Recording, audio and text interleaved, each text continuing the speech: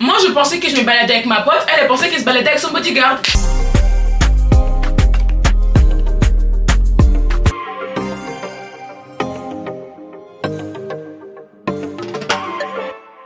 Hi guys! Hi guys! I'm Tommy. I'm And we are Tommy. Welcome to this new video. So in this video, we have just one strong message, which is that we are not strong. I think it's like an experience that many black women have experienced at one point or another in their life, where it's just expected from them that they have to be the protector and they have to be masculine and they have to be there for their white friends. Whether it's physically, emotionally, we're just there, like we are the side character that is there to help you out. There's just a lot of pressure that they just put on you. Like if you're there, then it's only to protect them. You can't just be there just to vibe and just be cute. Yeah. Like you have this additional task that you have to protect your friends. You have to protect your white friends. And as a black person, if you're not protecting your white friends, then why are you there? Like, are you really black? I wanted to jump on the fact that you brought that we need to be masculine.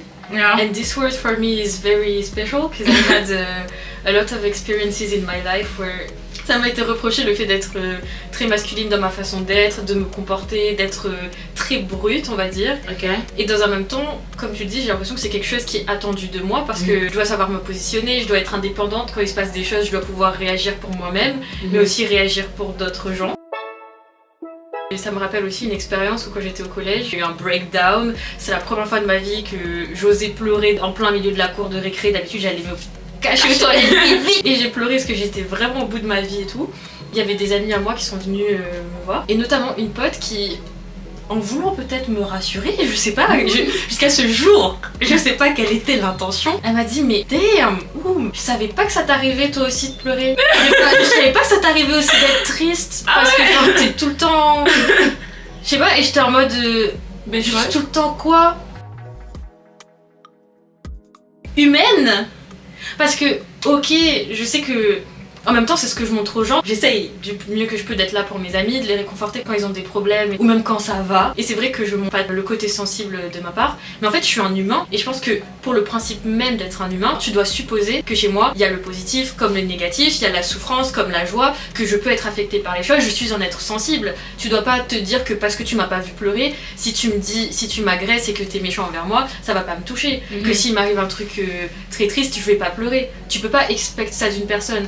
Et ça c'est vraiment un caractère très particulier parce que t'as l'impression que dans le regard de l'autre, d'une certaine façon, t'es déshumanisé et dépossédé de ta sensibilité. Et un peu cette idée qu'on peut tout supporter. C'est parce qu'on est strong black women. Like that word, it's nice, but actually it's not. Like c'est vraiment un mot qui est assez toxique. On attend de nous qu'on soit toujours fort. À n'importe quel moment, on peut pas faire preuve de vulnérabilité, on peut pas faire preuve de faiblesse, on peut pas aussi avoir des moments où on se sent pas trop bien. Et ça gêne les gens, surtout quand on montre nos émotions. Toi tu sais pleurer, toi tu n'es pas toujours... Oui, on a pas cette impression qu'être une femme noire, c'est une femme qui peut tout supporter et...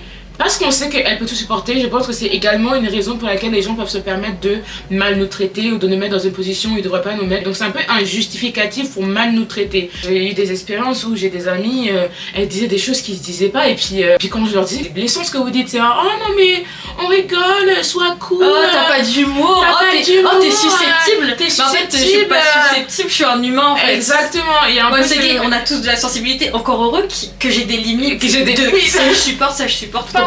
Toi je te dis juste que ton t-shirt est de travers, tu pleures. Donc laisse-moi mon degré. Mon degré déjà il est très haut, mais je peux avoir un degré quand même. Je pense que c'est encore plus traumatisant quand ça vient de potes ou d'amis, des personnes à qui tu tiens. Tu réalises pour la première fois que eux ils te voient pas vraiment comme un être humain, ils te voient un peu comme un bouclier, comme un garde du corps. Et je pense que surtout le côté du garde du corps, c'est vraiment un sentiment que moi j'ai eu qui m'a fait m'éloigner de certains de mes amis, blanches surtout. Ce côté où je dois être là pour les protéger.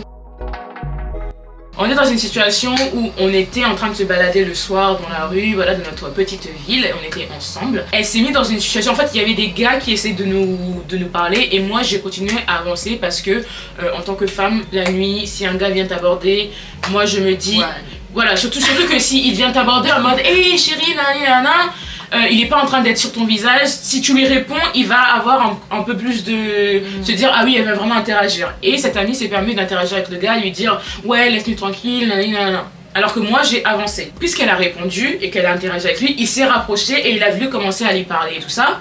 Et moi du coup j'étais déjà assez loin, j'étais au bout de la rue, j'allais tourner, enfin j'allais partir de la situation. Et elle était encore là. Du coup moi je suis restée au bout de la rue pour vérifier qu'elle était pas en train de se faire stab. Et je dis mais viens ici. Je dis mais qu'est-ce que tu fais? Moi je pense qu'elle s'est rendue compte que j'allais pas venir discuter avec cet homme. Du coup elle est également venue et elle m'a regardée et un peu comme si elle me blâmait. Elle dit mais pourquoi t'es partie? Je dis mais parce qu'il faut pas rester dans ce genre de situation. Elle dit mais c'est bon tranquille, moi de toute façon je savais qu'il pouvait rien nous faire. Je dis mais comment tu sais qu'il pouvait rien nous faire? C'est un homme, même si il était pas super grand, la force des hommes, enfin c'est, tu peux voir un petit homme, il peut vraiment te dire ah oui il est plus petit. Non mais vraiment quelquefois on a un petit homme Kirikou. En fait on a des fois on a l'impression de se surestimer, qu'on peut voir un homme qui est de taille moyenne et se dire que parce qu'on est une femme de taille moyenne on est plus fort que cet homme. Non c'est pas vrai, parce que moi j'ai déjà vu des situations où tu vois quelqu'un de vraiment petit ou de plus petit que toi, mais la force masculine ce n'est pas une chose à voilà. Et en plus dans ce cas là le gars n'était pas petit, il était plutôt grand, tu vois, donc il y avait aucune raison de se mettre dans cette situation. Et tu sais ouais mais tranquille, de toute façon toi tu sais te battre, tu vas nous défendre. J'étais là en mode qui t'a dit non, vraiment, qui lui a dit, parce que je suis extérieure à cette situation, donc qui lui a dit, tu vois? Est-ce que tu t'es battue? Elle a eu la preuve de... Bah en fait, j'ai déjà été dans une situation où j'ai dû me défendre au collège, parce que j'étais dans un collège où j'étais une des seules personnes noires. En plus je suis une personne noire grande et je pense que souvent quand t'es grand et t'es noir et qu'en plus moi je suis très confident, je m'habille d'une certaine façon, je suis très belle. Talented, brilliant, incredible, amazing, showstopper. Je suis toujours en train de prendre soin de moi. Being spectacular, never the same. Quelquefois les filles blanches elles peuvent être jalouses et elles peuvent essayer de tester les limites, c'est un peu comme des bébés, enfin en tout cas c'est comme ça que je me les visualise. Ils me voient faire mon truc et ils me disent viens on va aller la tester pour voir si on peut la tester. Et moi le truc c'est qu'en fait tu vas pas aller très loin parce que je vais te mettre à ta place, tu vois. Voilà. If you fuck around, you're gonna find out.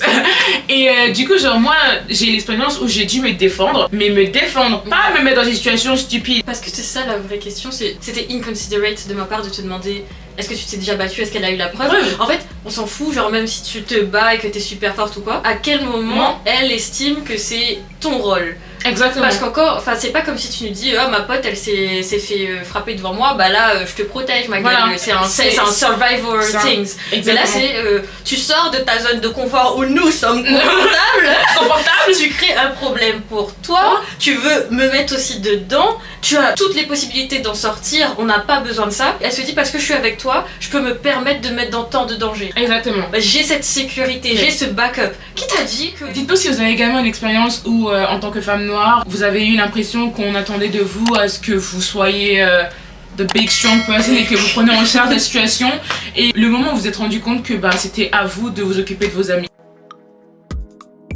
C'est encore plus délirant parce que je me disais mais en fait non, moi j'ai pas envie de me battre avec lui.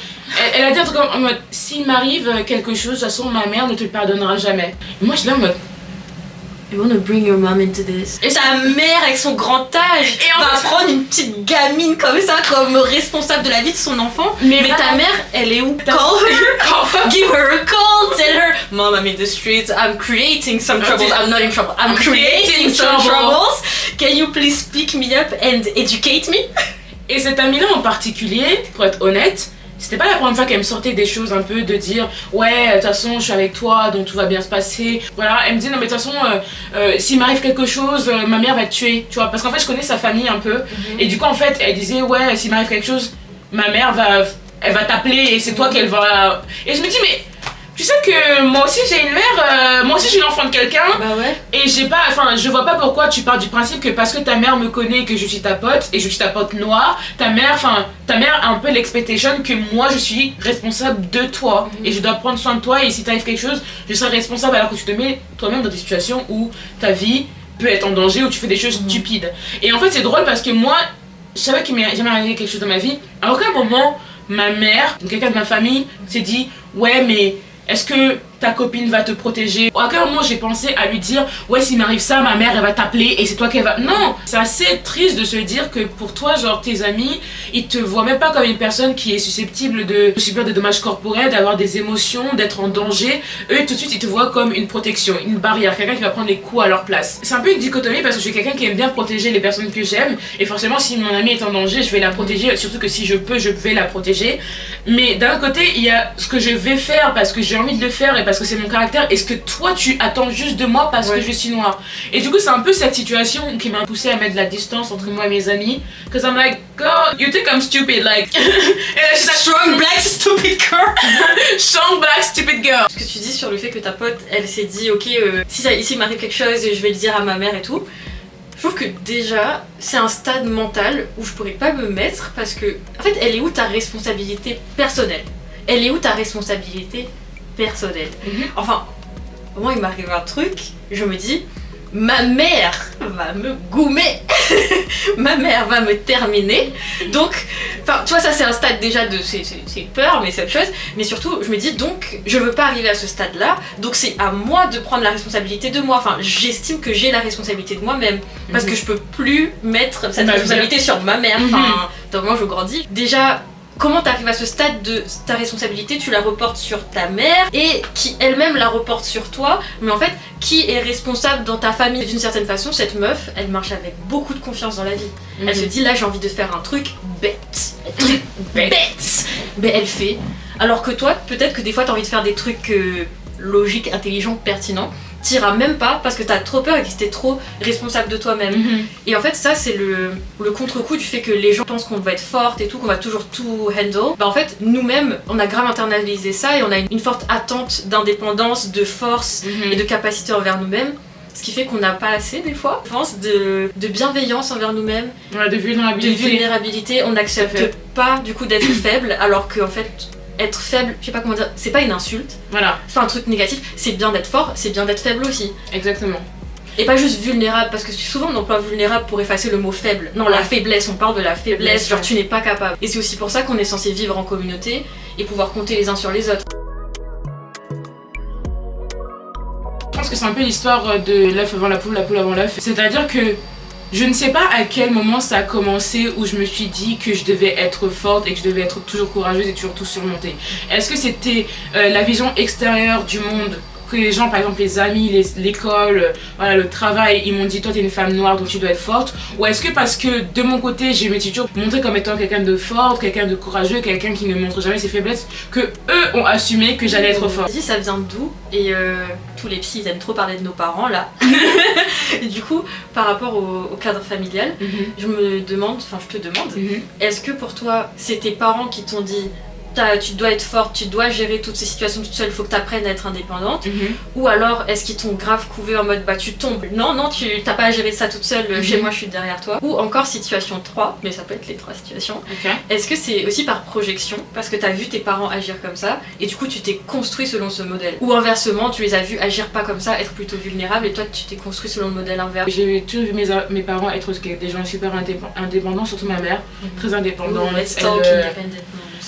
Très indépendante, ma mère elle est très courageuse et du coup bah étant sa fille c'est mon modèle, du coup forcément je suis quelqu'un de courageuse, d'indépendante. Je n'ai pas le souvenir en tout cas de mes parents me mettre dans une situation où ils me disaient tu dois être forte, tu dois faire ça. Ils m'ont jamais mis cette pression et ils m'ont jamais non plus trop couvé. Enfin je pense que mes parents sont à peu près au milieu dans le sens où ils m'aident si j'ai besoin et j'ai pas du tout du mal à appeler mes parents si j'ai besoin d'aide. Je pense que je dépends beaucoup de ma famille, je les appelle si jamais j'ai besoin d'aide de mes parents, de mes frères et sœurs, donc en tout cas, cette pression d'être parfaite n'est pas dans la maison et toujours à l'extérieur. C'est pour ça que je pense que c'est la question de, c'est peut-être la société plus que mes parents. J'ai même besoin d'une recette, j'appelle ma mère. Je n'ai pas cette pression à la maison, mais cette pression existe à l'extérieur où en tant que femme noire, il y a juste des attentes, mais des attentes pas du tout raisonnables. Puis des attentes qui sont très dangereuses parce que tu disais tout à l'heure justement sur la vulnérabilité. Et ben en fait c'est beaucoup de pression sur toi parce que tu ne te laisses même pas le faire, la liberté de pouvoir montrer tes émotions, d'être faible, de dire que tu n'arrives pas. Du coup on enchaîne les difficultés, enfin on garde tout à l'intérieur puis un jour on explose. Mais tu fais beaucoup pour tes amis, t'es toujours là pour eux, mais il n'y a pas de réciprocité.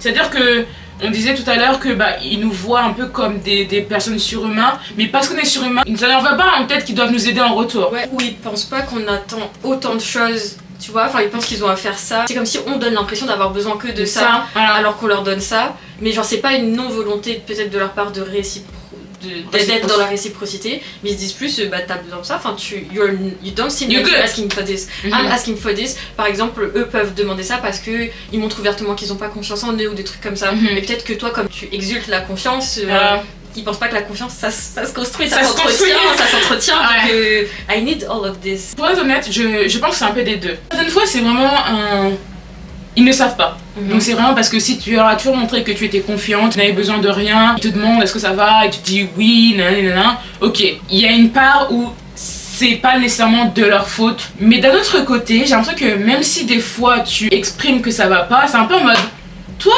mais qu'est-ce qu'il peut pas y aller, genre You're gonna get over it. Ouais, you're gonna get over it, like, ou ça devient inconfortable. Ils sont là en mode I don't like this. Like, I liked you when you were funny. I liked you when you made funny jokes. I like the funny Priscilla. I like the entertaining Priscilla. Priscilla that is not feeling good. It's not cute.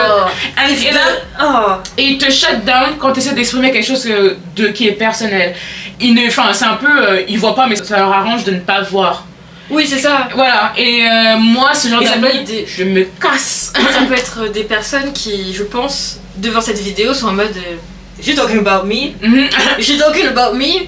Peut-être pas. Ça vaut toujours le coup de se remettre en question. Est-ce que vous prenez vos amis pour acquis?